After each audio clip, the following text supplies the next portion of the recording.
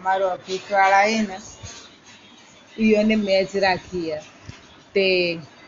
રમવાની હવે શનિવારે અમારો ઓફિસ વાળાએ કે ડિવિઝન અગેન્સ્ટ સર્કલ પછી ત્રીજી ટીમ સબ ડિવિઝનની એવી રીતના તે સવાર 7 વાગે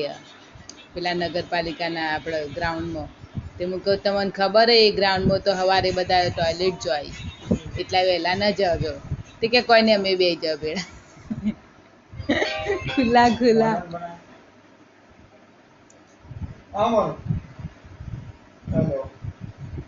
કેવલો છે